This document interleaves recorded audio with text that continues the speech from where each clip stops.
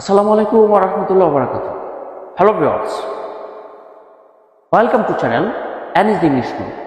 Hope that you are very well. Today is starting a very valuable class. Today's topic is only for two French. আজকে আপনাদের সামনে only for দুইটি page নিয়ে এসেছি, যে দুইটি পেজ খুবই জনপ্রিয় হবে। দেখেন, প্রথম পেজটা হলো লাইকলি টু, অর্থ হলো সম্ভাবনা আছে বা রয়েছে। কি বলছি? লাইকলি টু মানে সম্ভাবনা আছে বা রয়েছে। দেন আপনাদের সামনে লিখে দিয়েছি আনলাইকলি টু মানে সম্ভাবনা নেই। লাইকলির মাঝেই শুধু খালি শেষ প্রথমে আন দিতে হবে, আন ইউএন আন। আনলাইকলি টু মানে সম্ভাবনা নেই। আমি অ্যাপ্রক্স আপনাদেরকে এই লাইকলি টু দিয়ে সেন্টেন্স গঠন করব। যেমন প্রথমে কি করতে হবে? সাবজেক্ট নিতে হবে, সাবজেক্ট। দেন আপনাকে কি করতে হবে? এই যে টু বি ভার্ব নিতে হবে, টু বি ভার্ব অর্থাৎ প্রিন্সিপাল ভার্ব। এরপরে আপনার যা দরকার তা নেবেন।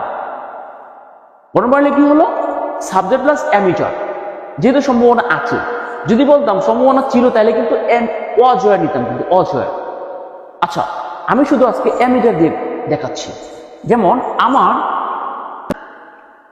আপনাকে প্রথমে কি করতে হবে? সেন্টেন্স মেকিং করতে হবে। কি হবে? সম্ভাবনা আছে শেষে দিবেন, বাক্যের শেষে। যেমন তোমার আসার সম্ভাবনা রয়েছে বা তোমার আসার সম্ভাবনা আছে। আজকে বাংলাদেশ জেতার সম্ভাবনা আছে। সুন্দর না? সম্ভাবনা কথাটা শেষে দিতে হবে। আচ্ছা, ওকে। গঠন বলে কি? সাবজেক্ট। আচ্ছা, আই, আমার ইংলিশকে আই, আমার ইংলিশ যদিও মাই, নিতে হবে কি? আই। যেহেতু আই মাই কথাটা পসেসিভ অ্যাডজেক্টিভ, পসেসিভ অ্যাডজেক্টিভ সেন্টেন্সের শুরুতে যায় না, কি নিতে হবে? আই নিতে হবে। দেন কি করতে হবে? এম। এই যে গঠন পড়লো যে এম, কারণ আয়ের পরে কি হয়? এম। আয়ের পরে কি হয়? এম হয়। I am. এরপরে কি দিব আমরা? দেখেন, এই যে লাইকলি টু, এই যে সম্ভাবনা নিয়ে নিয়েছি। দেখেন, প্রথমে কি দিলাম? সাবজেক্ট দিলাম আই, এরপরে কি দিলাম? এম। এরপরে কি? এই যে শেষে চলে গিয়েছিলাম, সম্ভাবনা আছে এই লাইকলি টু। অতবার কি করতে? যাওয়ার ইংলিশ কি? গো। এরপরে কি? সেখানে আই এম ডিয়ার, অর্থাৎ I am likely to go dear. তার এখানে আসার সম্ভাবনা আছে। ইংলিশ কি হবে বলেন দেখি? তখন করতে হবে he is likely to come. তোমার ঢাকা যাওয়ার সম্ভাবনা রয়েছে। ইংলিশ কি? ইংলিশ কি হবে? দেখেন, ইউ আর। আবার ভোরপে কি নিতে হবে? টু নিতে হবে, যেহেতু ঢাকা একটা স্থানে যাওয়া বোঝাচ্ছে। যখন কোনো স্থানে যাওয়া বোঝাবে সেই স্থানে একটা কিনতে হবে, টু দিতে হবে। যদি অবস্থান করা বোঝাচ্ছে তাহলে কি দিতাম? ইন ইউজ করতাম। তাহলে তোমার ঢাকা যাওয়ার সম্ভাবনা রয়েছে। ইংলিশ কি? You are likely to go. আপনার কাজ থাকবে কি? প্রথমে সেন্টেন্স মেকিং করা।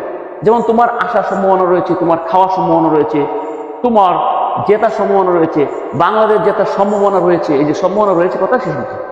আনলাইকলি টু এটা গঠন মানে এরকমই হবে। প্রথমে কি নিতে হবে? সাবজেক্ট নিতে হবে, অথবা টু প্লাস ভার্ব নিতে হবে, অথবা আপনার যা প্রয়োজন সেটা নিতে হবে। যেমন তোমার যাওয়ার সম্ভাবনা নেই, তোমার জয়লাভ করার সম্ভাবনা নেই, বাংলাদেশ আজ জয়লাভ করার সম্ভাবনা নেই। তোমার নেই কথা নেই, সম্ভাবনা নেই কথা শেষে রেখে দিলাম। তাহলে ইংলিশ কি হবে? ইউ।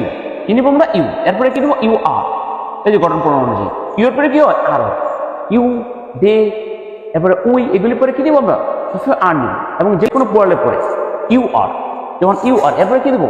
এই যে সম্ভাবনা নেই, English you are unlikely to. Okay. এরপরে কি? এই দেখেন ইউ আসি খাম, এখানে হিয়ার। সেন্টেন্স মেকিং করে একেবারে সহজ। যদি আমি গঠন প্রণালী বুঝি তাহলে এরকম বলতে পারি যে বাংলাদেশ আজ জয়লাভ করার সম্ভাবনা নেই। ইংলিশ কি হবে বলেন দেখি? Bangladesh is unlikely to win. সুন্দর না?